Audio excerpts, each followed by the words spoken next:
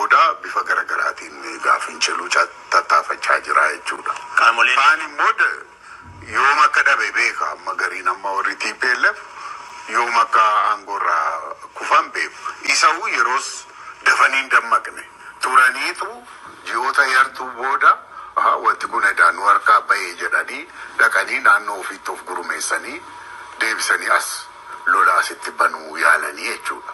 Warri kaan tureera erga aangoo warraaqsi 74 jalqabee dhawaataan aangoo dhabaa dhufan isaanii. TPLF መጀመሪያ ስልጣን እንዳጣ አልገባውም ነበር። ከጥቂት ወራት በኋላ ነው ሁሉ ነገር ከእጁ ከቁጥጥር ውጪ እንደሆነ የገባውና ራሱን ለማደራጀት ወደ ትግራይ ሄዶ ራሱን ለማደራጀት የተገደደው ነው የሚለው ወረካን የሚለው አማራው።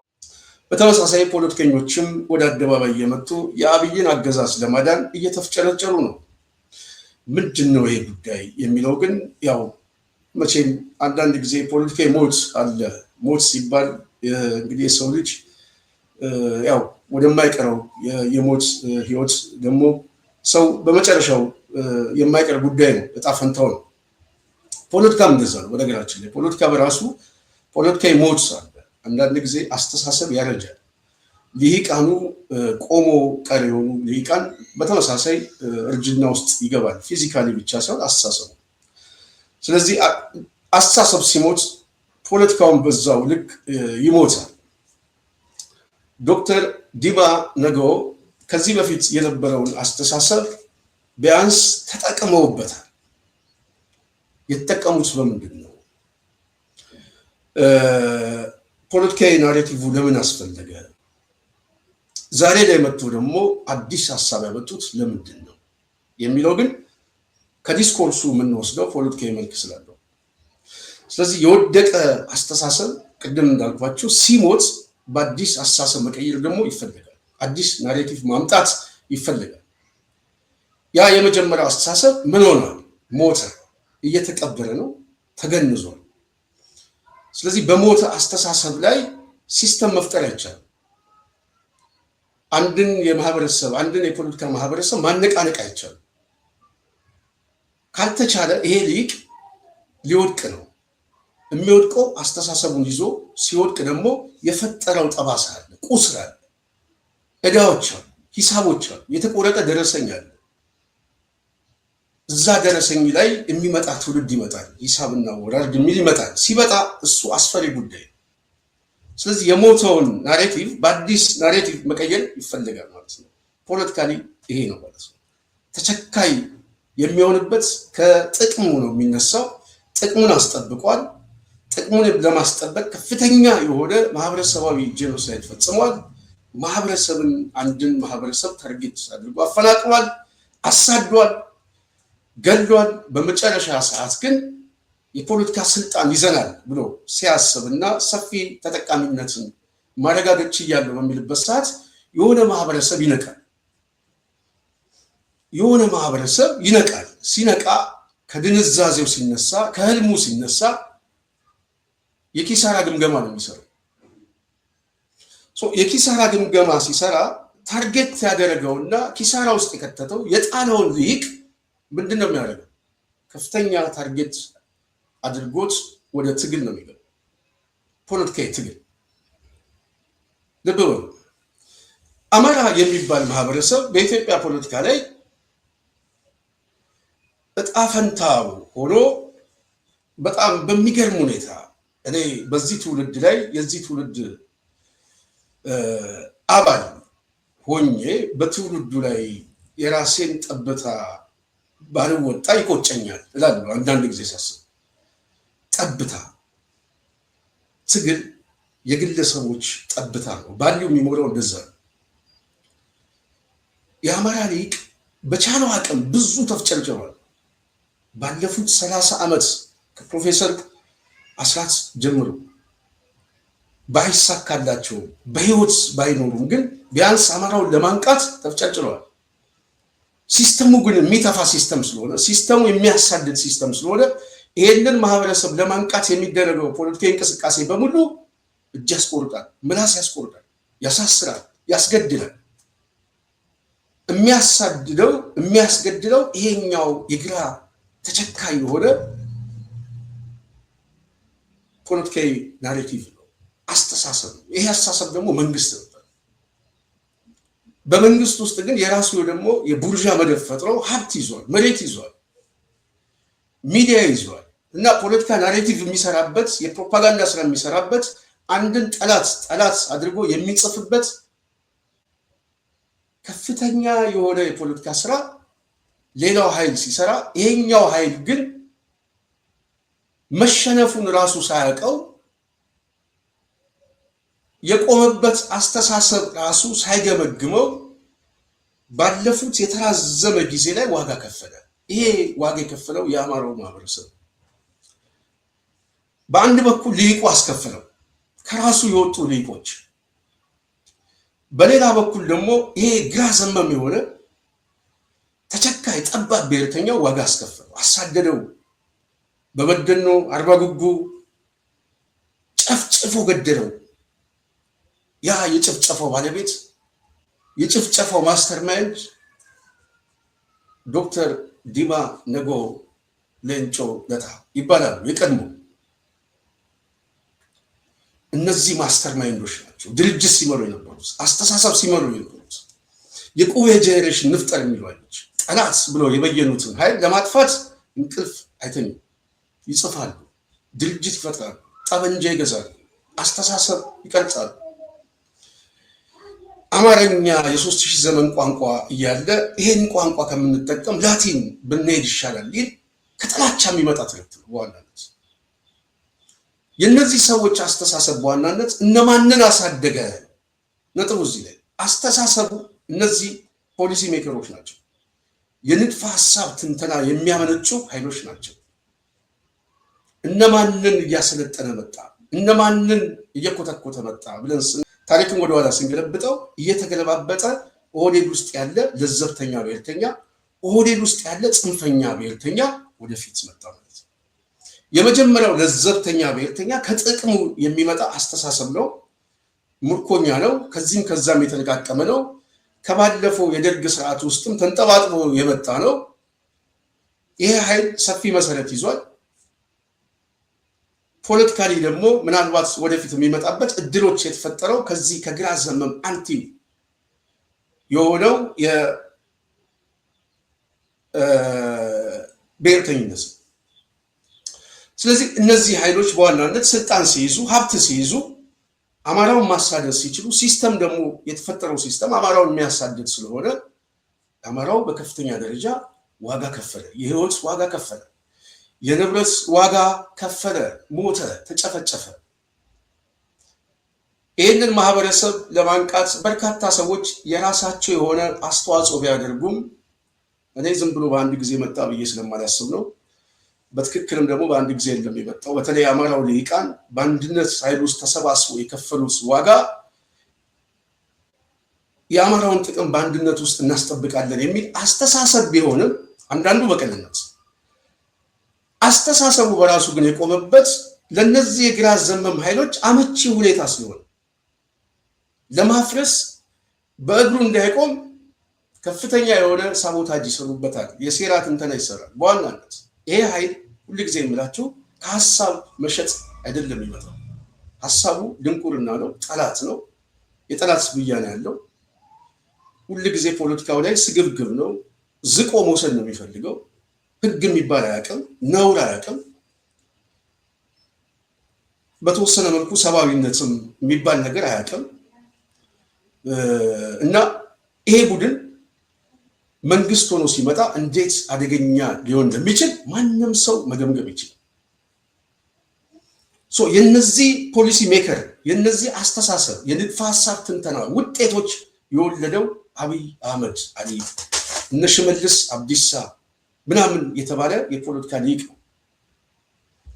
ይሄ ፖለቲካ ሊቅ በዋናነት ስልጣን ይዞ ወደ አደባባይ ከመምጣቱ በፊት ውስጡን ሲደራጅ ውስጡን ሲያብላላ የነበረው እንዴት ወደፊት እንምጣ ነው እንጂ ወደፊት ከመጣ በኋላ ግን በዋናነት የፖለቲካ አስተዳደር ብያኔ ሊሰጥህ ሳይሆን ገጀራ ይዞ ነው የሚመጣው፣ ሊቆርጥህ ነው የሚመጣው። ፖለቲካዊ ቋንቋ ጦርነት አንዱ፣ ማፈናቀል አንዱ፣ መጨፍጨፍ አንዱ። በጦርነት ጉዳይ ላይ ስለ ሰላም ማውራት ለዚህ ቡድን አደገኛ ነው። 100,000 ሰው ቢሆን ፈጃለሁ የሚለው አብይ አህመድ ዲማ ነገዎ ስላስተማረው ነው፣ ሌላ አይደለም። ዲማ ነገዎ ምን አለ? ምንድነው ሐሳቡ? ዶክተር ዲማ ነገዎ የቀድሞ ኦነግ የበደኖ አርባ ጉጉ ነፍሰ በላው ምሁር እንስማው። erga booda bifa garaagaraatiin gaafincheluu tattaafachaa jira jechuudha. Kaan immoo yoom akka dhabe beeka, amma gariin amma warri TPLF yoom akka aangoorraa kufan beeku. Isa'uu yeroos dafanii hin dammaqne turaniitu ji'oota yartuu booda wanti kun edaan harkaa bahee jedhanii dhaqanii naannoo ofiitti of gurmeessanii deebisanii as lola asitti banuu yaalanii jechuudha. Warri kaan tureera erga aangoo warraaqsi 74 jalqabee dhawaataan aangoo dhabaa dhufan isaan ቲፒኤልኤፍ መጀመሪያ ስልጣን እንዳጣ አልገባውም ነበር። ከጥቂት ወራት በኋላ ነው ሁሉ ነገር ከእጁ ከቁጥጥር ውጭ እንደሆነ የገባውና ራሱን ለማደራጀት ወደ ትግራይ ሄዶ ራሱን ለማደራጀት የተገደደው ነው የሚለው። ወረካን የሚለው አማራውን ነው። ያው እነዛ ከ74 ጀምሮ ሁሉ ነገር ከእጃቸው ምናምን ወጥቶ ግን ምን እየተከናወነ እንደሆነ እንኳን የማያውቁ ነበሩ። አሁን ነው ሬፉ ደመቀኒ ነው እያለ የሚያወራው ሰው ቦልድሊ ነው የሚያወራው። ምንም እንትን የሚል ነገር አይደለም። ስለዚህ ወገኖቻችን እንግዲህ ምን እንዴት እንደምንታይ ህዝባችን እንዴት እንደሚታይ በእነዚህ ሰዎች ዘንድ በደንብ ማወቁ ተገቢ ነው ብዬ ስለማምን ነው። በማስረጃ ነው እንግዲህ እንደሰማችሁት ነው። ዝም ብለን አይደለም ምን ነግራችሁ፣ በማስረጃ ነው። ልጆቹንም እንመልከታቸው፣ ያስተሳሰብ ልጆቹን ነው የምላቸው። ይሄ ብዙሃኑ ላይ አይደለም፣ እኔ ሊቁ ላይ ነው ፖለቲካዊ ትንተና የምሰጠው። አንዳንዱ እንደዚህ አይነት ፖለቲካዊ ሁኔታዎችን ሳይ ህዝባዊ መልክ የሚያደርገዋል። እሱ ሲቀሰቅስ ህዝባዊ አይደለም፣ እኛ ስንቀሰቅስ እንደዛ አድርጎ ቆርጦ የሚያይ አይደለም። ይሄ ፖለቲካ ሊቁ፣ ይሄ ቡርዣው መደብ ነው። በዋናነት ስልጣንና ሀብት የሰበሰበ አይደለም። ስለዚህ ዶክተር ዲማ ነገዎ የቀድሞ ኦነግ ሲባል ብዙ ነው። ዛሬ የዳውድ ኦነግ አለ፣ የጃን መሮ ኦነግ አለ፣ የዳውድ የሌንጮ ኦነግ አለ። ብዙ ነው፣ በጣም ብዙ፣ እንደ አሜባ የተበጣጠሰ ነው። 5፣ 6፣ 7 ኦነጎች አሉ። ለማንኛውም እኚህ ሰው ፖለቲካዊ ቋንቋና ዲስኮርሱን ስንሰማ ምንድን ነው ያሉት? በተለይ አማራው ይሄ ሰሜናዊ አሁን ያለውን የጦርነት አሰላለፍ ሲገመግሙት ሰሜናውያን ነው የሚሉት። ሰሜናውያን ሲሉ ተመስገን ጥሩነህ የተባለ ሰው አለ እዛ ብልጽግና ውስጥ የሚባል፣ በተመሳሳይ ጌታቸው ረዳ የሚባል አለ። ሰሜናውያን ሲባል እነሱንም ያጠቃልላሉ። በነገራችን ግን ችግኝ ተክሎባቸዋል፣ የድርቀት ችግኝ። አንደኛው ግን የስሌት ነው፣ የድርቀት አይመስለኝም። የስሌት ጉዳይ እንደሆነ ወደፊት ስለምናየው ይሄ ነው። እነዚህ ሊቃን አሁን ያለው የጦርነት አሰላለፍ እነዚህ ሰዎች ሲገመግሙት ሁለት መልክ ይሰጡታል። አንደኛው ስልጣኔን ተነጠቅኩኝ፣ ከስልጣን ተገፍቻለሁ የሚል የተገፊነት አሰላለፍና ተመልሶ ስልጣን ለመያዝ የሚደረግ ግብ ነው ይላል። ተርጓሚውን ከልብ አመሰግናለሁ። ብዙ ጊዜ እንደዚህ አይነት ነገር እየተከታተለ ትንግርቱ በጣም ጥሩ ስራ ነው በዚህ ላይ የሚሰራው። እውነት ለመናገር በደንብም ደግሞ ብዙ ነገር እዚህ አካባቢ ያለው ሊቃን ብዙ ስራ እኔ ይጠብቋሉ እያስባሉ እየተከታተለ እግር በእግር። በተመሳሳይ እነዚህ አይነት ሊቃን አደባባይ ላይ መጥቶ ሰሜናውያን በሚል የትግራይ ሊቃኖችን ያስቀመጠበት ፖለቲካዊ ብያኔ ተገፍቻለሁ የሚል ሲሆን፣ አንደኛው ግን የሚለው አማራውን የሚለው ከሰባዎቹ ጀምሮ ከ60ዎቹ ጀምሮ እንግዲህ ልብ በሉ፣ ሁሉ ጊዜ ፖለቲካዊ ናሬቲቭ የምናስቀምጠው ይሄ በተለይ 66 ንጉሱ ከወደቁ በኋላ አማራው ዘውዱ ተመታ ብለው ነው ብያኔ የሚሰጠው። ይሄ ግራ ዘመም የፖለቲካ ኃይል። ስለዚህ ከደርግ ጀምሮ ያለው የኃይል አሰላለፍ ውስጣዊ ትንተና ለሚሰራ ሰው መተናዋል የሚሉት ይሄንን ይሄ የአንድነት ኃይሉ አዳዊ ተብሎ የሚፈረጀው ነፍጠኛ ኃይሉ ተመታ ነው የሚሉት። 83 ላይ ግን ገደል ነው የሚሉት። ቀበር ነው በመቃብሩ ላይ መጣ ነው ያለው። 2010 ግን ሲመጣ ግን የተረፈው ትውልድም ካለ እሱን እናጥፋው ነው። እንጥፍጣፊው ካለው አብይ ወደ ጦርነት የገባው አስተሳሰቡን ይዞ ሲገባ ወደ ጦርነት የሚገባበት ዋነኛ ምክንያት ግን አጠቃሎ ስለመጣ ሰሜናውያን ሲል አሁን የትግራይ ኃይሎች ከፖለቲካው ኃይል ሲገፉ የጠላት ብያኔ የተሰጣቸው መጀመሪያም ወዳጅ አይደሉም። ስልታዊ ወዳጅነት ስልጣኑን ስለሰጧቸው፣ መሬት ስለሰጧቸው፣ ሀብት ስለሰጧቸው ስልታዊ የሆነ መሳብ ነው እንጂ የጋራ ጠላት ብለው የሚበይኑት እነዚህንም ፌዴራሊስት ኃይሎች ናቸው። ስለዚህ የትግራይ ኃይሎች ከፖለቲካ ስልጣን ሲገፉ ከስልታዊ ወዳጅነት ወጡና ወደ ስትራቴጂ ጠላትነት መጥተው ሰሜናውያን የሚል ቀይ ያሰምሩበት ጠላት የሚል ብያኔ የተሰጠ ዲማ ነገ ይሄንን ያለው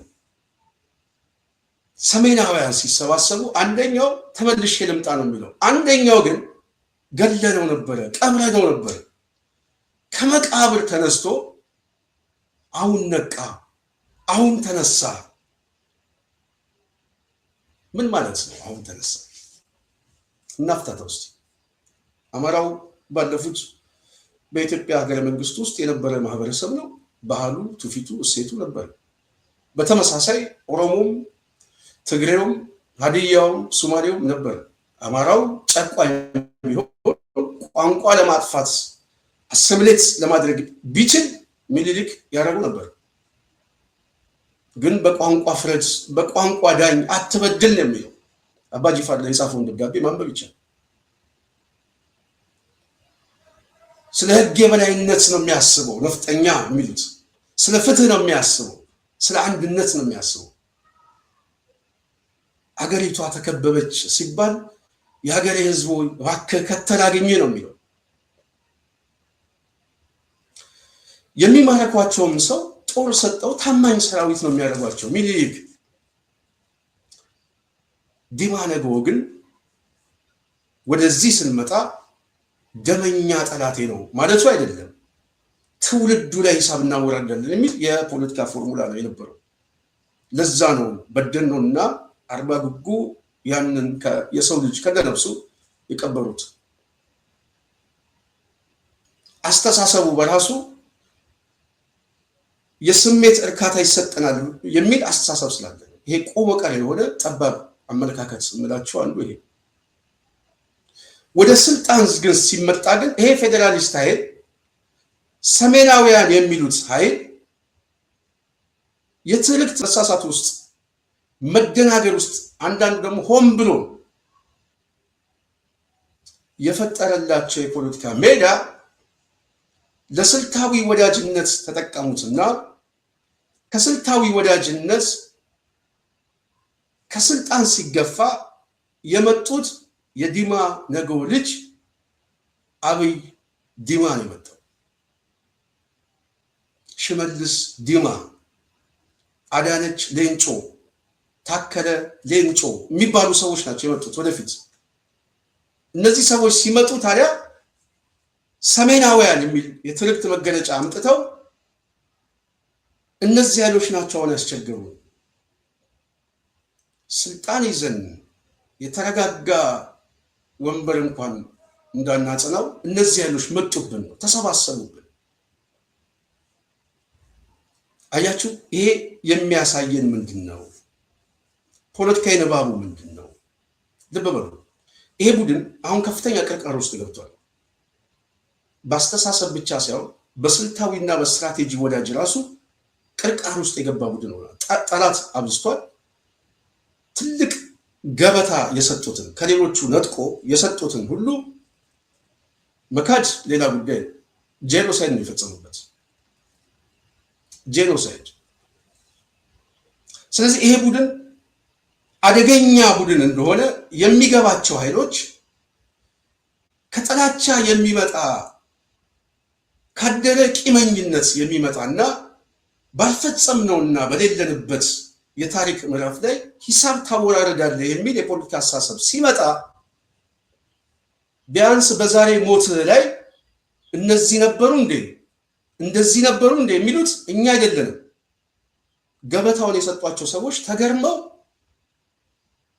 እጅ ነካሽ ነው የተባሉት። ወጭት ሰባሪ እንደውም ተሰባስባችሁ መታችሁ መሬቱን አትረግጡም ነው የተባሉት። መሬቱን የበየደለት የፖለቲካ ሊቅ ነው የምነግራችሁ።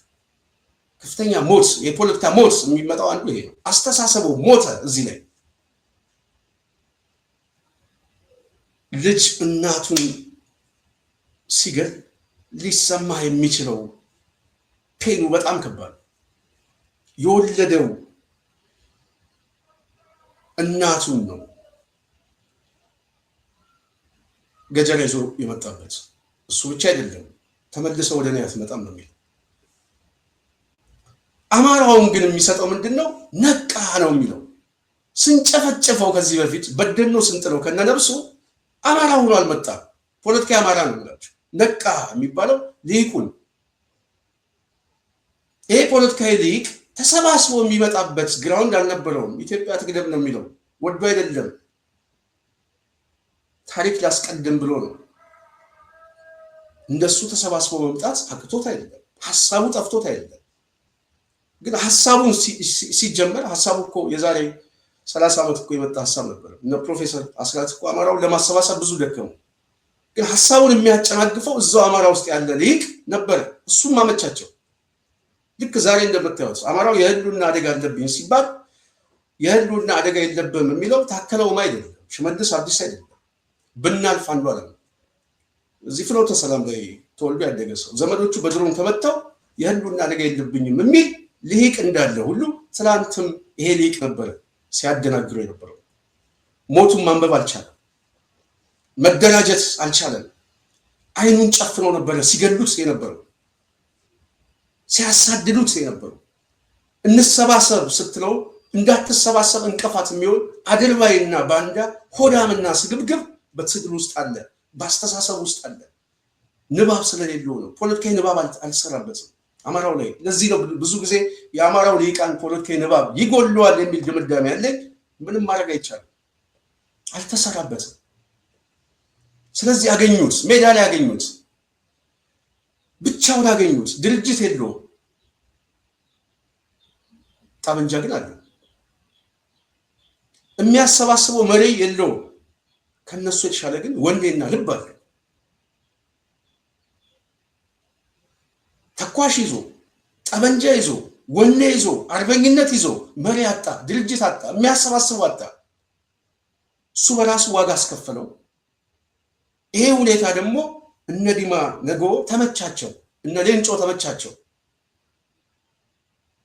ከነነፍሱ ገደል ከተቱት። መጽሐፍ ጻፉበት፣ ነፍጠኛ አሉት፣ ሰፋሪ አሉት። ዛሬ እኮ አብዛኛው እኮ ኦሮሚያ ነው የሚባለው ማጆሪቲ ሁለት ለመናገር ነገ ጠዋት በሁለተኛ ህዝብ ቆጠራ የሚረጋገጥ ነው። በእርግጠኝነት መናገር የሚቻለው አማራው ይበልጣል። ይሄንን የታሪክ ፍርድ ነገ ይመጣል። ማጆሪቲ ነው የምነግራቸው። ነባር የአማራ ርስቶችና ከተሞች በሙሉ ተጠቀለሉ።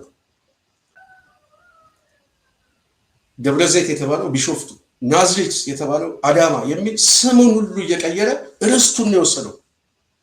ሀሰበ ተፈሪ እኮ የአማራ ከተማ። ይሄ ስንት ሰው ነው የሚያውቀው?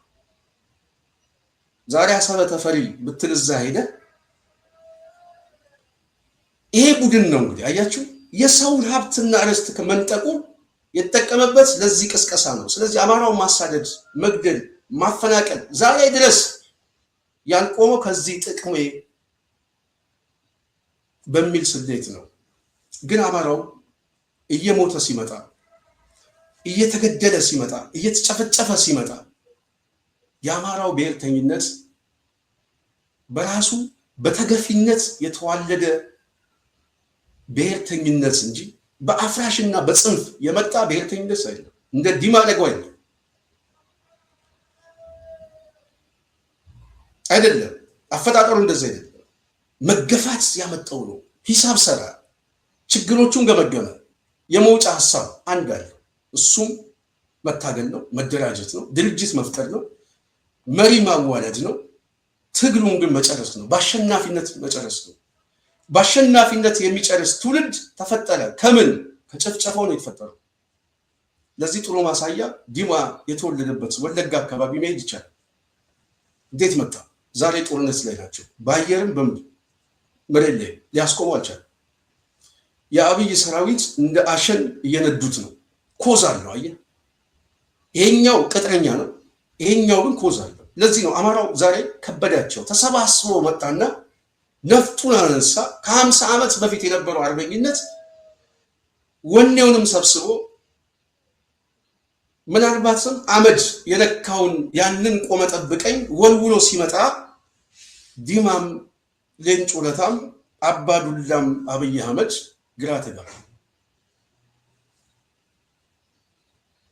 እነዚህ ኃይሎች ግራ የተጋቡት ስልታዊ ወዳጅ ያደረጉት ኃይልም ዛሬ ጠላት አድርገው ስለጨፈጨፉት ወዳጅ የለውም። ሲጠቀምበት የነበረው ቡርዣ መደብ ሁሉ ዛሬ ጠላት የሚል አንድ የጋራ ብያኔ የሰጠ ሰሜናዊ የሚል ከዚህም ይመጣል። ሰሜናዊ እነ አብይ አህመድ የነ ዲማ ነጎ የፖለቲካ ናሬቲቭ አንዱ ይሄ ሰሜናውያን መጡብን፣ አብይ አህመድ ሰሜናውያን መጡብን፣ ዞኖቹ የሚለው ሰሜን የሚለውን ውሰድ። ሌንጮይን እየደገመ ተሰባሰቡ። አንዱ ወደ ስልጣን ሊመለስ፣ አንዱ ግን ከሞተበት ከቀበርነው ተነሳ። ምን አይነት እርግማን ትውልድ መጣብን ነው የሚለው። ይሄ ነው እዚህ ላይ የቆመ ትውልድ አሁን ነው ጀግንነት።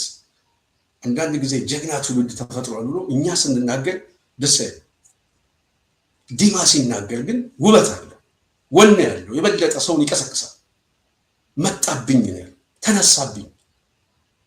ይሄ ትውልድ ወዴት ነው የሚሄደው? ይሄ ትውልድ ሲመጣ ዲማ ላይ ሲመጣ አርባ ጉጉ ነው ወይንስ በደኖ ነው የሚወስደው? የት ነው የሚወስደው? ወይንስ ተመልሶ ስደት ነው የሚሄደው? የት ነው የሚሄደው ምናምን የሚለው ልሂቁ ይጨነቃል፣ ይፈራል። በነገራችን ላይ ነፍስ ነው ያዘው። ግን አዛውንቱ ብቻ ሳይሆን የሚጨነቀው ወጣቱም ይጨነቃል።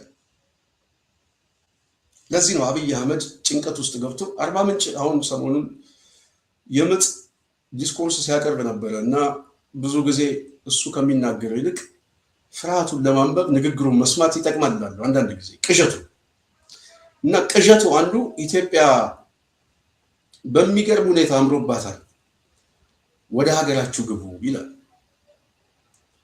ኢትዮጵያ አምሮባታል፣ ወደ ሀገራችሁ ግቡ የሚለው እሱ አርባ ምንጭ ላይ ሆኖ ቤኒሻንጉል ላይ ጦርነት ሳለ እሱ አርባ ምንጭ ላይ የሆነች ትንሽዬ ደሴት ይዞ ይሄንን ዲስኮርስ እያቀረበ በዚህ በትግራይ በኩል ያለው ምናምን ተሰባስቦ በ5 በ6 ግንባር ሊመጣበት ነው።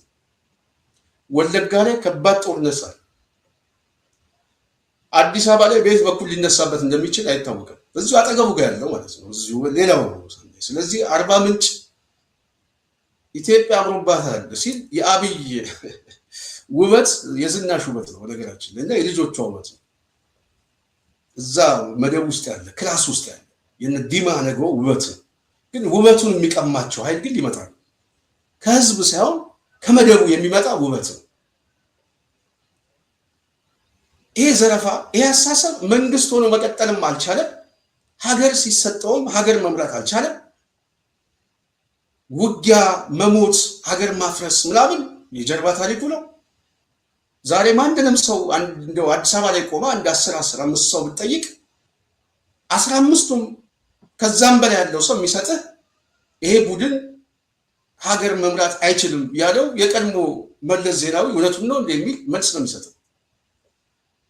አይችልም፣ መሸከም አይችልም፣ ሰፋ አድርጎ ማሰብ አይችልም፣ ማሳደር አይችልም፣ ፖለቲካ አሳደር ውስጥ የለበትም። ስለዚህ ዲማ ወደ አደባባይ የሚመጣው ጭንቀቱ ህዝቡ አወቀብን ነው። አንድ ጠልቶናል ነው። አስተዳደራዊ በደል ፈጽመንበታል። የከተማውን ህዝብ አኩርፏል። የዳሩ ደግሞ ተነስቶብናል። ቀጠናው ላይ ያለው ተሰባስቦብናል። ብቻችን ቀርተናል የሚል ስሌት፣ ትክክለኛ ስሌት። ይህንን ስሌት ነው ወደ አደባባይ ያመጣው። ሲያመጣው ቅዠቱ አንዱ ሰሜናውያን መጡብን ተሰባሰቡ የሚል አንዱ ዲስኮርስ ነው። ሁለተኛው ዲስኮርስ ግን ከመቃብሩ ተነሳ የሚለው ነው። ከመቃብሩ ማን የተነሳው? ከመቃብሩ ተነሳ የሚለን የፕሮፌሰር አስራት መንፈስ ነው። የዲማ መንፈስ ቤተ መንግስት ገብቶ ስልጣን ይዞ ጦርነት አውጇል። የፕሮፌሰር አስራት መንፈስ ግን ነፍጡን ወልውሎ እየመጣ ነው የሚለው ራሱ በጣም የሚያስፈራ ጉዳይ ነው። በነገራችን እንኳን እሱ አይደለም እኛ ከሩቅ ሆነን እየመጣ ነው የሚለው ተስፋ ይሰጠናል። በጣም ነው ተስፋ የሚሰጠኝ። ይሄ እየመጣ ነው የሚል አስተሳሰብ ዲማንም አያስተኛው፣ ታከለንም አያስተኛው፣ አብይም አያስተኛው። አብይ ከቅዠቱ የተነሳ የፎይታ ጊዜ ያገኛለሁ ብሎ አርባ ምንጭ የሚሄደው ትንሽ የአዋፋት ጫጫታ እየሰማው ከሚመጣው ድንጋጤ ልሽሽ የሚል ስሌት ካልሆነ መሬት ላይ ኢትዮጵያ አብሮባታል። በምን? በጥይት በድሮን የሰው ደም በማፍሰስ ምኑ ነው ያማረባት? የቅዠት ትንተና ምላችሁ ለዚህ ተሰባሰቡብን የሚለው አንዱ አዳዲስ መልኮችም እየመጡ ነው። የሚመጣው ጦርነት ነው። አሸናፊው ማን ነው የሚለው ዛሬ ማንንም ማስረዳት አይቻልም። ብቻውን ነው የቆመው። ሌላው ደግሞ ተሰባሰበ። ስልታዊ ወዳጅ አድርጎ ሲጠቀምበት የነበረው ከዲማ የተሻለ ሀብት ሰጥቶት፣ ስልጣን ሰጥቶት፣ መሬት ሰጥቶት ከሱ የተሻለ ዛሬ ስለዚህ መብት እንኳን እኛ እየጮህን ግፍ እየተፈጸመ ነው። በጣም አይገርማችሁ? አህዳዊ ተብለን የተከሰስነው ከሱ የተሻለ ዛሬ ሆነ ነው። ስለ ህዝብ እናስባለን። ነፍጠኛ ተብሎ የተፈረጀው የተጻፈበት መጽሐፍ ዛሬ ነፍጡን ራሱ አነሳው። ነፍጡን ያነሳበት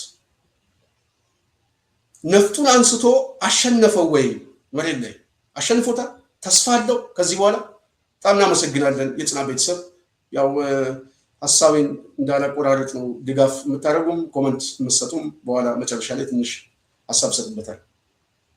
ስለዚህ ይሄ የሚመጣው ኃይል ነፍጥ ይዞ ሲሰባሰብ የአሸናፊነት ትርክቱ ሌንጮ እንደሚያውቀው ዘመነ ካሴም ያውቀዋል። ምናልባት አፋብህን እንደ ኦዴፓ ወይም ኦህዴድ አሸናፊ ሆኖ እንደመጣ ሁሉ አሸናፊ ሆኖ መንግስት ይሰይማል። መንግስት ከሰየመ በኋላ እንዴት ነው ፍትሃዊ ፍርድ የምናገኘው የሚለው ግን ከሰባዎቹ ነው የሚጀምረው። ማስረጃው ዶክተር ዲማ ነገዎ ነው። የሰው ማስረጃ ዶክተሩ ያሉት ምንድን ነው ታዲያ? ከሰባዎቹ ጀምሮ ከፖለቲካው ላይ ከሁለመናዊ ነገር ተገሉ ተንሳፎ የነበረው ማህበረሰብ ተነሳ ነው ያለው። ሊቁ ተነሳ ሲለን ማን አገለለው? አየህ፣ ያገለለው ምንድን ነው? የጻፉትን ትርክቶችን ዛሬ ቴሲሳቸውን እኮ ማየት አይቻልም። ነፍጠኛ ሰፋሪ እኮ የሚሉት ዛሬ በየቤተ ክርስቲያኑ አካባቢ ሰው እኮ የሚገሉት የዚህ የቀኝ ገዢ ወራሪ ኃይል እያሉ አድባራቱን አማኙንም የሚጨፈጨፉት ዋነኛ ይሄ ተስፋፊ የሚሉት በገዛ መሬቱ በኖረበት ርስቱን መቀማት፣ እሱ ሌላ ጉዳይ። ህይወት መቀማት ውስጥ ነው የገቡት ነፍሱ። ይሄንን እኛ ስንናገር ማስረጃ አቅርቡ ነው ሊቁ የሚለው። አሁን ግን ማስረጃ ማቅረብ አያስፈልግም። ዲማ ነገዎ ከሰባዎቹ ጀምሮ ተገሎ ተገፍቶ የነበረው ተቀምጦ የነበረው ከጨዋታ አስወጥተ ነው የነበረው አማራ ተነስቶ መጣ። ይሄ ተነስቶ የመጣው አማራ ለምንድን ነው? ጥያቄው እዚህ ላይ ነው። እቁብ ለመጣል ነው? እድል ፈልጎ ነው ወይንስ ምንድን ነው ፈልጎ የመጣው? የሚመጣው እኮ ቃለ መሃላ አድርጎ ስልጣን ሊይዝ ነው። ስለዚህ ስልጣን ለመያዝ የተሰባሰበ ሊቅ መጣብኝ ነው ጥያቄው። በደንብ እንዲገባ ስልጣን መያዝ አለብኝ የሚል አማራ መጣብን ነው እንጂ ራሱ አማራው ጭፈራው፣ እስክስታው፣ የጎንደር የጎጃም እንቅጥቅጥ ምናምን እሱ መጣብን አይደል? ባህሉ መጣብን፣ እሴቱ መጣብን አይደለም። እሱ አይደለም ፖለቲካዊ ቋንቋ። ስልጣን ሊይዝ የሚፈልግ ሊቅ መጣብን። ይሄ ስልጣን ሊይዝ የሚመጣው ሊቅ ደግሞ ያደረ አባቶቹን ወይም ደግሞ የፈጸምነውን ወንጀል ወደኋላ አስቦ መዝገብ ከከፈተብን ከባድ ነው።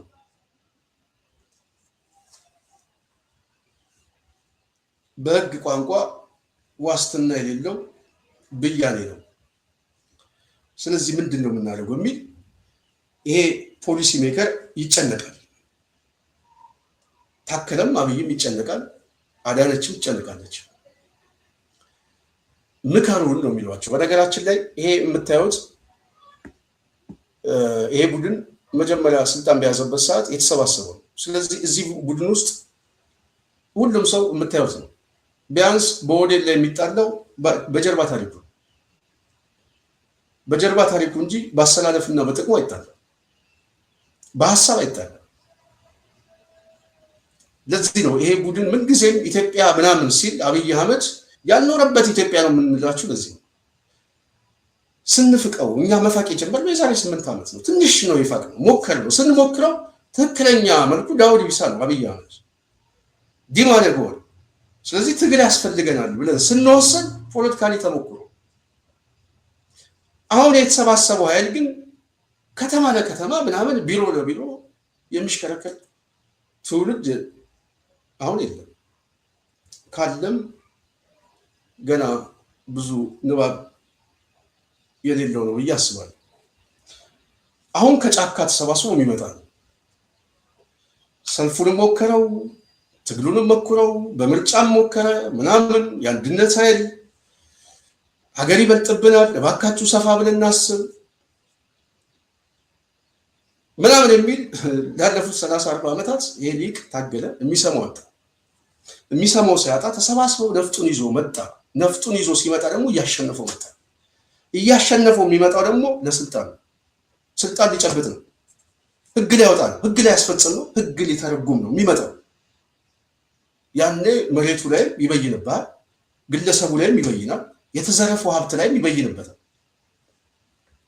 ስለዚህ ዲማ በዚህ መካከል ላይ ሆኖ እየመጡብን ነው የሚለው ከዚህ ፍርሃት ሲመጣ ወደ ምን ይሄዳሉ? ትናንት 1-2 ፕሮግራም ሰርቼላችኋለሁ። የሚሄዱት ወደ ሁለተኛው ስቴጅ ነው። ይሄ ብሔርተኛ ወዳጅ አጥቷል። ህዝቡ ራሱ ተፍቶታል። ፖለቲካሊ ሞቷል። ሀገሪቷ ምጥ ውስጥ ገብታለች። ስለዚህ ያለው አማራጭ ከግራ ተነቅሎ ወደ ቀኝ በመምጣት አህዳዊነትን ካንተ በላይ ተሸክሞ ሊያቀነቅን ይመጣል ማለት ነው። አሁን ባንዲራውን ለብሶ ሊጨፍርብን ኢትዮጵያዊ ሱሴ ምናምን የሚለው ማደናገሪያ አብይ አህመድ ተሞከረ፣ ተሸነፈበት። አህዳዊ ሱሴ ነው ሊል ደግሞ ዲማ ነገዎ እየመጣ ነው በአንድ በኩል። በሌላ በኩል ደግሞ እነዚህ ኃይሎች ተሰባስበው የሚመጡ ኃይሎች ለስልጣን ነው የሚመጡት የሚል ብያኔ ስላለው ትክክልም ስለሚሆን ሊያቅፉት እኮ አይመጡም። ፖለቲካ ነው፣ ትግል ነው። እነዚህን ኃይሎች በማደናገር ምናልባት አማራውን እናዛባው የሚመጡ ኃይሎችም አንድነታቸውን እንከፋፍለው አብረው እንዳይቆሙ ሲባል አማራው ከቆየ ፖለቲካዊ ተቸካይነት የሚያነሳቸውን ጥያቄ ይሄ ጠባብ ፌዴራሊስት ኃይል ተገንጣ ኃይል አጀንዳውን እንውሰደው የሚል ጥያቄ ነው ያመጡት። አጀንዳውን የመቀማት ጉዳይ የፈለጉት ከምንሞት ነው፣ ሌላ አይደለም። ከመጥፋት መትረፍ ይሻላል። አንዱ የሰሞኑን የኦህዴድ አጀንዳ ፖለቲካዊ ፌዴራሊዝም ይሄ ይቀየራል የሚለው ዲስኮርስ የመጣው ለመቀየር ሳይሆን ስልታዊ የሆነ አጥቂነት መበተን ምናምን ብዬ በተወሰነ መልኩ 6-7-8 አካባቢ ሴናሪዎች ሰርቼበታለሁ። አንዱ ይሄ መልክ ነው። ሁለተኛው ግን አግዘን ነው። ተሰባስበው የሚመጡ ኃይሎች አብይ አህመድ ከዚህ በፊት እንዳለው በተለይ ኦሮሞ ውስጥ ያለው ማህበረሰብ ተኝቶብናል፣ ጥቅም ይዘናል፣ አሸንፈናል፣ ቤተ መንግስቱን ይዘናል፣ ግን የሚያግዘን የለም። በአንድ በኩል ኦሮሞም እየተዋጋ ነው። ስለዚህ ብቻችን ተንሳፈን ቆመናል፣ አግዘን የሚል ናሬቲቭ ቅስቀሳ ነው ለህዝቡ እየመጡብን ነው። ጠላት ሰሞኑን እዚህ ምስራቅ ወለጋ ሆሮ ጉድሩ አካባቢ የጽናት ቤተሰብ ጦርነት ሰሞኑን በጣም በከባድ ሁኔታ ነው ጦርነት ያለው እና እዛ አካባቢ ያለ የክልሉ የወረዳው አስተዳደር እነዚህ ተሰባስበው የመጡ ኃይሎች እዛ አካባቢ ጦርነት ከፈቱብን ብሎ ለሚዲያ ሲገልጽ ሰማሁት። ጽምዶ የሚል ወለጋ ገብቶ ስለዚህ ቀስቀሳ የተፈለገ አንተ ጋር መጡብህ ምን ትጠብቃለህ ምናምን የሚል ህዝባዊ መልክ ለማድረግ አንዱ የማዋለጃ መንገድ ነው፣ የፕሮፓጋንዳ ዲስኮርስ ነው። አብይ አህመድ ሰሞኑንም በነጀዋር በኩል ምናምን የሚያስለፈልፈው ቅዠት ይሄ ተቸካይ ቡድን ሰፋ ብዬ እየመጣው ነው ብሎ የሚያስበው ለመስፋት ፈልጎ መስመሩን ሊቀበለውና በዛ መስመር ውስጥ ሊዋኝ አይደለም።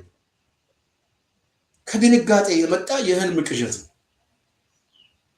ከፍርሃት የመጣ ወቁልኝ ነው።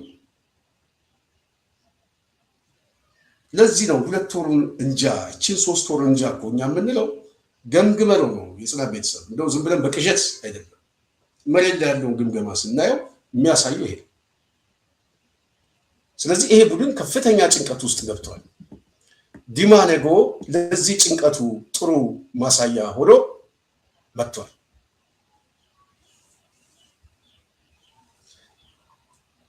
እዚሁ ንግግሩ ላይ የተናገረው ሁለተኛ ንግግሩ በጣም ቢገርማችሁ እስካሁን ምን እንደሚሰራ አያውቅም ነበረ ነው። በተለይ አማራው ምን እንደሚሰራ አያውቅም። መደናበር ውስጥ ገብቶ ነበረ። ፖለቲካዊ መደናበር ውስጥ ከተነዋል። ስለዚህ በሀገሩ ጉዳይ ላይ በአንድ በኩል መወሰን አይችልም። ልብ በሉ እነሱ እንኳን በያዙት ክልል ላይ በየትኛውም አካባቢ ላይ ቋንቋውን ብትችል ምንም አይነት የፖለቲካ ውክልና የለም። ቋንቋ በመቻልህ እንኳን እድል አይሰጥህም። በከፍተኛ ደረጃ አማራው የሚፈናቀለው የሚገደለው በነገራችን ላይ አብዛኛው እዛው ተወልዶ በአካባቢው ላይ የሚያድግ ነው። ሄዳችሁ እዚህ ደብረ ብርሃን ብታዩት ከወለጋ ከምን ተፈናቅሎ የመጡት አንዳንዱ አማርኛ ሁሉ መግባባት አይችልም። የጀርባ ታሪኩ ታይቶ ግን ሂሳብ ሲያወራዱበት የነበረው ይሄ አስተሳሰባቸው ነው። ይሄ ትርክት መገለጫ ነው። እንደዚህም አድርገነው ግን አያውቅም ነው የሚለው። ምን እንደምንሰራ እንኳን አያውቅም። አፈናቅለነውም አያውቅም። ገለነውም አያውቅም። ያልነቃ ሊቅ አማራው ላይ ተፈጥሯል። አማራው ላይ ይሄ ደግሞ ለነ ዲማ ነጎ ጥሩ እድል ሆኖላቸዋል። አሁን የነቃ አማራ ሲፈጠር የመውጫ መንገዱ ምንድን ነው? ኦኬ ከዚህ በፊት የነበረው አልነቃም። ያልነቃ ተመስገን ጥሩነህ አለ ቤተ መንግስት ውስጥ አትክልተኛ አድርገውታል። እሱ በጊዜ ሂደት ወይ ይጨርሱታል ወይ ሾልኮ ይሄዳል። የነቃው አማራ ግን ምንድን ነው የሚሆነው?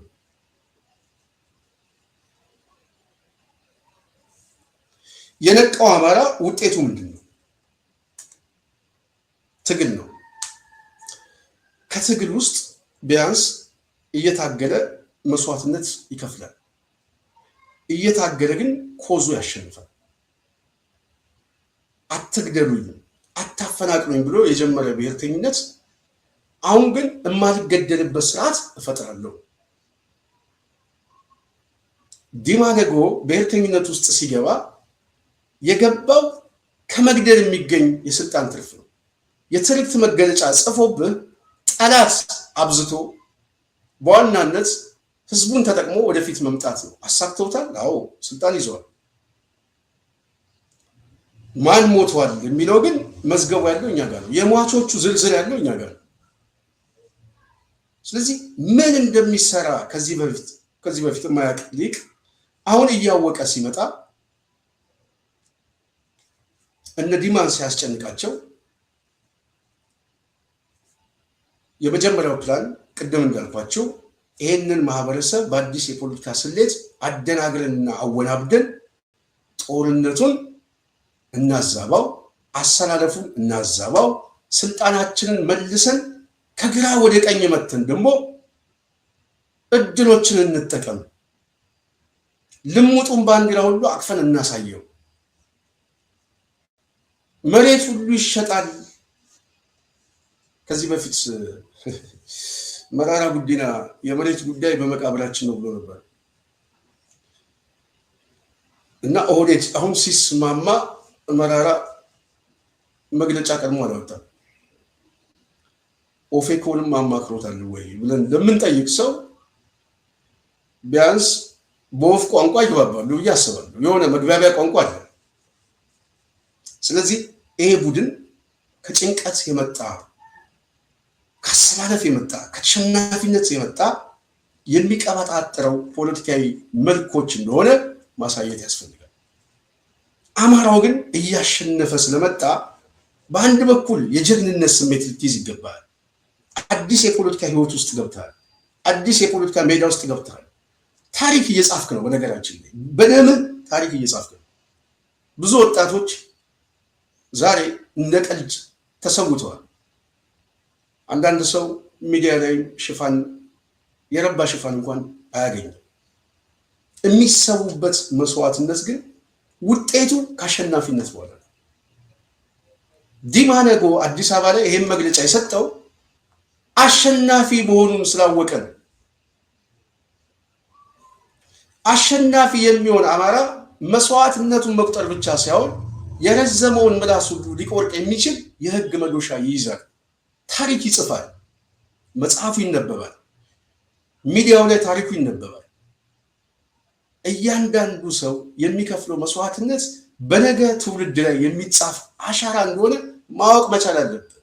እያሸነፍክ እየመጣ ስለሆነ ነው ይሄ ሊቅ ዛሬ ትክክለኛ መልኩን ይዞ የመጣው። ገለነው፣ ጨርሰነው፣ ድንጋይ ጭነንበት እንዴት ተነሳ የሚል ድንጋጤ ውስጥ የገባው አማራ ከኃይል አሰላለፉ ከክንዱ የመጣ አሰላለፉ። እዚህ ላይ ቆመን ግን እኛ ስናያቸው እነዚህን ሰዎች በጣም ኩራት ይሰማኛል። መሬት ላይ ያሉ ሰዎች እኔ አስከብሮታል ነው የምለው። የትኛውም አማራ አስከብሮታል በደሙ በመስዋዕትነት። እነ ፕሮፌሰር አስራት ዛሬ ተነስተው ይሄንን ትውልድ ቢያዩት ችግሩን ቶ የውስጥ ችግራችን ቶ እነ ዲማን ግን በማየታቸው ምን ያህል የመንፈስ እርካታ ይሰማቸዋል ብዬ ሳስብ እኔ እንጃ። ከባድ በዚህ ጭንቀት ውስጥ ከቶታል አማራው። ወደ አሸናፊነት እየመጣ እንደሆነ እምቢ የሚል አማራ እየተፈጠረ እንደሆነና በመስዋዕትነት ታሪክ እየጻፈ እንደሆነ እየገባቸው ተነሳ። ከዚህ በፊት ምን እንደሚሰራ ያውቅም ነበር። አሁን ማወቅ ጀመረ፣ መሰባሰብም ጀመረ የሚለው ደግሞ በጣም ያስፈራል። የሚሰባሰበው ኃይል ቅድም ብያቸዋለሁ፣ ፖለቲካሊ አንቲ የሆነ ያደረ ታሪክ እንኳን ቢኖር በዛሬ የፖለቲካ ትርክትና በዛሬ የህልውና አደጋ ላይ ቢያንስ ተሰባሰበ የሚል ፊደል ገና እኮ ስቴትመንት አልወጣም፣ ወረቀት ላይ የተጻፈ ጽሑፍ ነው። ስሙ ግን አስደንግጧቸዋል። በጣም የሚገርመኝ ይሄ ራሱ የተሰባሰበ ምናምን የሚል እና በዛ ሁኔታ ውስጥ ይገኛሉ። ለማንኛውም ይሄ ሊቅ ተሸናፊ ሊቅ ነው። ተሸናፊ ሊቅ ወደ አሸናፊነት ሊመጣ የሚችልበት እድሎች ከዚህ በፊት ብያቸዋለሁ። አንዱ ጦርነት ውስጥ በመግባት የሚያሸንፍበት ሁኔታ እፈጥራለሁ ብሎ አስቦ ነበር፣ አልተሳካም። ጦርነትን በየተራ አድርጌ አሸንፋለሁ የሚል ሁኔታ እና ስሌቶች ነበሩ፣ አልተሳካም። የሴራ ትንተና በመስራት እንደዚሁ ውስጣዊም ውጫዊ ኃይሎችን በመብላትም አሸንፋለሁ ብሎ ነበር የሚያስበው፣ እሱም አልተሳካም። አሁን ያላቸው እድል ቢያንስ የተለያዩ በዚህ የጦርነት ውስጥ ባለቤት የሆኑ ኃይሎች ከችግራቸውና ከኮዛቸው ከዛሬ ኮዛቸው ወደ ነገ ሊያስቡ ይችላል የሚል ግምገማ አላቸው። ኦህዴድ ከዛሬ ችግራቸው ወደ ነገ ሲያስቡ ከገፋው ኃይል ጋር ሲሰባሰብ አንደኛው ከሰጠው ኃይል ጋር ግን ሊገጥም ሲመጣ ፖለቲካሊ አስተሳሰቡ እየፈረሰባቸው የሰጠው ምላችሁ ይሄ ጠባብ ብሔርተኛ ነው። ዛሬ ተናዳፊ ሆኖ ዘመቻ ከፍቶ ንጹሃንን ሁሉ ጨፍጭፎ ደመኛ ጠላት ሆኗል። የተገፋው ኃይል ግን በዛሬ ጉዳይ ላይ እና እስካሁን በመጣበት ሁኔታ ላይ ሁኔታውን ሲገመግሙት አስተሳሰቡ ብቻ አይደለም የተሸነፈው። ሁለቴን ነው የምናገር። የታሪክ ፍርድ ነው አማራ የተሰጠው። የታሪክ ፍርድ፣ እውነተኛ ፍርድ። አንዳንድ ጊዜ ስናስበው ትላንት እንደው በቅንነት በእውነት የታገሉ ይችን ሀገር ያስረከቡ አባቶች በውስጣቸው ላይ የነበረ ክፋት፣ ጥላቻና ይሄንን የሴራ ትንተና ቢያውቁ ዛሬ የትኛውም ይሄ አንቲ የሆነ ብሔርተኛ ምናልባትም አዲስ አበባና እዚህ አዲስ አበባ ዙሪያ ላይ የሚናገርበት ቋንቋ አልነበረው። ግን እንደዚህ አይደለም ያሰቡት። ስለ ሀገር ነው የሚያስቡት። ሰፍተው ነው የሚያስቡት። ፍርሃ እግዚአብሔር ያለባቸው ናቸው። ፍርሃ እግዚአብሔር ያለባቸው ናቸው። እነዛ ታሪኮችን ወደኋላ መለስ ብዬ ሳስበው ይሄ ቡድን አስተሳሰቡ ማፍረስ ሳይሆን አስተሳሰቡ ማፍረስ አንድ ፕሮግራም ይዞ ጥላቻ ቀስቅሶ ይሄንን ፊደል አልተጠቀምም ብሎ የራሱ የሆነ አንድ ትውልድ ፈጥሮ መምጣቱ ብቻ ሳይሆን ስልጣንም ይዞ ሰፊውን ሀገር እስቲ እንደነዛ ፊደል እንዳልቆጠሩ አባቶች እንደው ሰፋ ብለ ሀገር ምራ ተብሎ ተሰጠው፣ እድል ተሰጠው፣ አገኘ። አማራው ሰልፍ ሁሉ ወጣ። በጣም የሚገርማችሁ መፈክር ይዞ መጣ። ሙሴያችን፣ ትንሳያችን ቀይ ምንጣፍ ይዞለት ወጣ። ይሄ ቡድን ግን ካደረ ታሪኩ ካደረ አስተሳሰቡ እድገቱ አስተሳሰቡ ስለማይፈቅድለት የተመለሰው ወደ ጥላቻ ታሪኩ የተመለሰው ወደ ሂሳብ ታወራርዳላችሁ። ሂሳብ ታወራርዳላችሁ ብቻ አይደለም መጤዎችን ያለ አዲስ አበባ መጤ ወደ አዲስ አበባ አትገባም፣ መሬቱ የኔ ነው፣ ባንኩ የኔ ነው፣ ሰማዩ የኔ ነው። ይሄ ቡድን ይሄ አስተሳሰብ ዛሬ በኢትዮጵያ ውስጥ የማያስቀጥለው እንደሆነ ማወቁ ብቻ አይደለም አስተሳሰቡንም ነድፎ ያመጣው የንድፈ ሀሳብ ትንተና ያለው ሊቅ ዛሬ ቢያንስ አኩራፊ ሆኖ ጠመንጃ አንስቶ ወደ መጨረሻ ፍጻሜው ጋር ሊሄድ የኃይል አሰላለፉ ሁሉ ተዛብቶበት ይገኛል። ስለዚህ አማራው የታሪክ ብያኔ ላይ ሲደርስ ይሄው ጠባብ ኃይል ሁሉን ነገር ከነጠቀው በኋላ አማራው ሲታገልለት የነበረ ፍትሃዊ ትግል እኔ በፍትሃዊነት አስፈጽማለሁ ብሎ ሲመጣ እሱንቶ እንደው ማስፈጸመው እሱንቶ እሱን ተረቱ። ግን አጀንዳውን ይዞ ሲመጣ ግን አሸንፎታል። ፍርድ ያስፈልገናል። ግን አዳዊ ብለህ አርባ ጉጉ ምናምን ለጣልከው ሰው ፍርድ ያስፈልገዋል። ካሳ። ይሄ ካሳ ግን በዲማ ነገው እና በኦህዴድ ሳይሆን አማራው ስልጣን ይዞ የሚካስበት ካሳ ነው። ካሳው እሱ። ስለዚህ ያ ታሪክ ራሱ እየመጣ መሆኑ ሳስበው ይገርመኛል። ስለዚህ ይሄ ቡድን አሁን ከሁለት ችግሮች ላይ ተነስቶ ቀስቀሳውን እያመጣ ነው። አንዱ ብቻውን በመቅረቱ ኦሮሞን ራሱ አግዘኝና ወደ መልኩን ለመቀየር የሚደረግ አዳዲስ ቅስቀሳ ያመጣል። ያግዘዋል ወይ እንደ ህዝብ ለመቅለጥ ይገባበታል ወይ ብለህ ብትጠይቀኝ በእርግጠኝነት ነው የምነግርህ፣ ጎመን በጤና ነው የሚለው። ዲማ ነጎ ራስህ ጨርሰው ነው የሚለው። አብይ አህመድ ራስህ ጨርሰው አይቻልም። ሌሎቹ ኃይሎች ግን ካደረ ቁስል ሳይሆን ከዛሬ ሁኔታ ቢያንስ መተባበር ያስፈልገናል የሚል አዳዲስ መልኮች እያመጣ ነው። አማራው ሆደ ሰፊ ነው የሚለው እኔ በአንድ በኩል ይሄ ነገን እያሰቡ ይሄ ሁኔታ የበለጠ ከፍተኛ ድንጋጤ ውስጥ እንደከተታቸው ጥሩ ማሳያ ሆኖ አይቼዋለሁ። ወደ ጦርነት ግን ለመግባት ኮዝ የላቸውም። ኮዝ አጡ። የሐሳብ ጉዳይ አሉ። ከዚህ በፊት በሐሳብ ጉዳይ ላይ ሂድና ሙት ነው ያለው ትውልዱ። በተለይ አማራው እኔ የሐሳብ ጉዳይ ሳይሆን የአዲስ አበባ ጉዳይ ነው የሚያስጨንቀኝ፣ የአማራው የህልውና ጉዳይ ነው የሚያስጨንቀኝ የሚል ጥያቄ በራሱ የፖለቲካ ትርክቱን አፈረሰባቸው። ስለዚህ አሁን ወደ መቀስቀስ አይቻልም። ሱሴነት ምናምን ማለት አይቻልም። ሱሴም አልፎበታል። ስለዚህ ወደ ጦርነት ለማስገባት እድላችንን ሞክር የሚል ብቸኛ ሰሞኑን ያመጣት አጀንዳ ነች።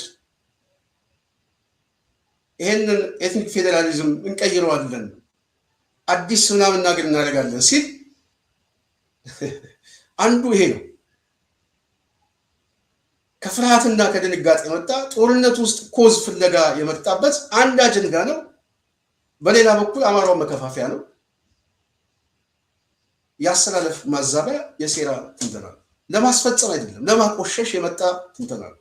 ዲማ ነጎ ያሰበው ሌንጮ ለታ ያመጣው ትንተና ብርሃኑ እንዳለ ብርሃኑ ተዘጋጁ ነው የሚለው። ቀረብ አድርጌ ላሳያችሁ። ተዘጋጁ ምናልባት የባህር በር ለማግኘት በሚደረገው ጉዞ ተዘጋጁ። ጦርነት እየተዘጋጁ ነው። ጦርነት ሲዘጋጁ እነዚህ ሰዎች አብይ አህመድ ኮዝ እያመጣ ነው፣ ፖለቲካዊ ኮዝ። ዲማ ነገው ደግሞ እነዚህ ኃይሎች ለስልጣናችን አደጋ ናቸው አግዘን የሚለው ዲማ ለኦሮሞ ሊቅ ነው የሚቀሰቅሰው፣ ብርሃኑ ጁላ ለሰራዊቱ ነው የሚቀሰቅሰው፣ አብይ አህመድ ግን ለማደናገሪያ ቅስቀሳ ነው። የሶስቱ ሚና ግን ተመሳሳይ ነው። ይሄ ኦህዴድ ብቻ ሳይሆን በነገራችን ላይ ብዙ ጊዜ ልብ ብላችሁ ኦህዴድ ብቻውን አይደለም። እንደዚህ አይነት ፖሊሲ ሜከሮች አሉ፣ የሀሳብ ትንተና የሚሰጡ አሉ። እኛ እሱን ነው የምናበጥረው፣ ስራችን ይሄ ነው። እነሱ የሚያስቧትን የሴራ ትንተና በትነን ለማስረዳት በጣም በእርግጠኝነት ነው የምነግራችሁ። ከእነሱ የተሻለ አቅም አለ። ይሄ ዝም ብሎ ለራስ ሲቆርሱ ምናምን አያሳንሱ አይደለም፣ በእርግጠኝነት ነው የምናገረው። ስለዚህ ይሄኛውን ከጀርባ እየተከታተል የምናመጣባቸው አንዳንዱ መልኮቹን የምናሳየው በተለይ ለጽናት ቤተሰብ ብዙ ሰውን እየገባው የመጣ ይመስለኛል። በደንብ ሊቁ እየተነጋገረ ነው። ስለዚህ ዋነኛ ጠላት አማራው ወደ መጨረሻ ልምጣ፣ ኦህዴድ ነው። ኦህዴድን ካፈረስክና በነገ ጠዋት እጣ ፈንታ ላይ ብያኔ የምትሰጥበት ብዙ ሁኔታዎች አሉ። ስለዚህ ትግሉ ተሰባስቦ የሚመጣው ወደ አዲስ አበባ። የትግሉ ኃይሎች ግን መሬት ላይ ያሉ የትግሉ ኃይሎች አንዳንድ ጊዜ ውጤት ከጠላት የሚገመገም የውጤት ትንተና ነው። ከጠላት ለቅሶ ወዳጅህ ጀግና ከሚል ይልቅ ጠላት የሚሰጥህን ትንተና አዳምጠው፣ ሀሳቡን ተንትነው የአሸናፊነት ስነ ልቦና እየጨመረ ይመጣል። ዲማ ነጎ ተነሳ ሲል የተነሳው ማን ነው ለሚለው ዝም ብለህ መሬት ላይ ያለውን ሰው እኔ ነኝ የሚል መሬት ላይ ያሉ ሰዎች ብቻ አይደሉም። በአጠቃላይ በዚህ ትግል ውስጥ የተሰባሰበ ወጣት ሊቅ የትግሉ አሸናፊነት የመጀመሪያ ምዕራፍ እንደሆነ ማየት ያለብን። ተነሳ የሚለው የተነሳው ኃይል ማን ነው ለሚለው መልስ እኛ ስለምናውቀው ይሄ በጣም ትልቅ ወኔን የሚጨምርና ወደ አሸናፊነት ለመሄድ መንገዱን የሚጠርግ ነው ብዬ አስባለሁ። ተሰባሰቡ መጡብን የሚለው ግን በሀሳብ ደረጃ እንደዚህ የሚቃዥ ሊቅ በአስተሳሰብና በተግባራዊ እንቅስቃሴ ሁኔታውን ገምግሞ ያደረ ቁርሾን ወደ ነገር ለውጦት በተግባርም መሬት ላይ ማሳየት ደፋር የሆነ የታሪክ ብያኔ ነው። በጣም ደፋር የሆነ ሊቁ አንብብ፣ ፖለቲካ ንባብ ይኖርም ከጥቅምህ የመጣ አሁን ሁሉም ተጎዳ። አማራው ግን በስነ ልቦና አሸንፏል። መጎዳቱ አይደለም፣ ነገ መካስም አለ። ስለዚህ ንባቡን ማየት የግድ ያስፈልጋል ብዬ አስባለሁ። አንዳንድ ጊዜ የሚያስፈልግ ነገር እንኳን ቢሆን ዛሬ የሚያስፈልግ ብያኔ ነገም በአሸናፊነት ለመጨረስ በተጎዳህበት ጉዳይ ላይ ቁስልን አስታመህ የሚደረግ ሰጥቶ መቀበል። ይሄ ፖለቲካ ስሌት ነው። እንደዚህ አይነት ስሌቶችን የትኛውም ሊቅ ሊያነበው ይገባል ብዬ አስባለሁ። ስህተቱ ግን መዛባት ከፈጠረበት በአንድ በኩል፣ በሌላ በኩል እነሱ የሚፈጥሩት ጠላት የሚፈጥረው ናሬቲቭ በራሱ ለክፍፍልና ለአዳዲስ ፖለቲካዊ መልክ ሰለባ ከሆንክ በእነሱ ወጥመድ ውስጥ ነው የምትገባው። በእነሱ ጫማ ውስጥ ትገባል። በእነሱ ጫማ ውስጥ ስትገባ ቢያንስ አዛብተው ለማሸነፍ እድል ያገኛሉ። ይሄ ከዚህ በኋላ አንዱን እንኳን መምታትና ማሸነፍ ከቻለ ሁለተኛው ቀላል ነው።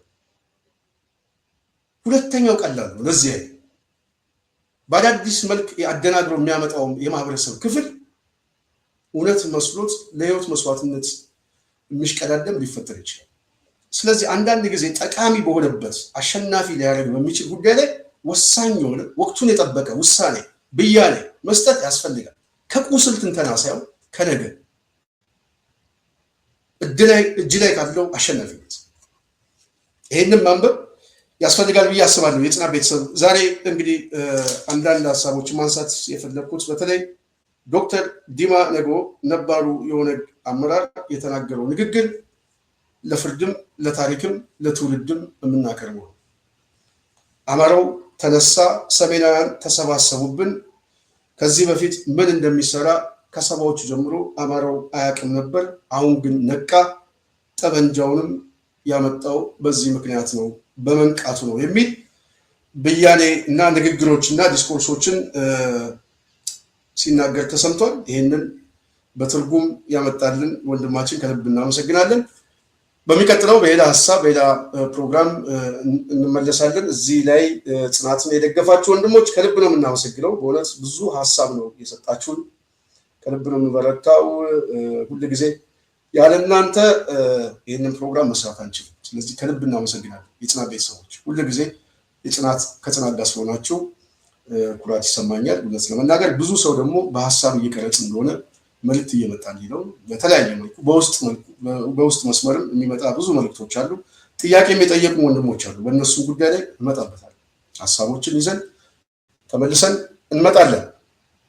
ይህንን እያልኩ እንግዲህ ዛሬ የነበረኝ ፕሮግራም ከዶክተር ዲማ ነጎ ጋር የተናገሩት ንግግር፣ ስለዚህ እያንዳንዱ ማህበረሰብ መንቃት ያስፈልጋል ብዬ አስባለሁ። የጽናት ቤተሰብ በመጨረሻም በሚቀጥለው ሌላ ሀሳብ ሌላ ዝግጅት እስክመጣ በዚህ ሆነ የተሰናበት።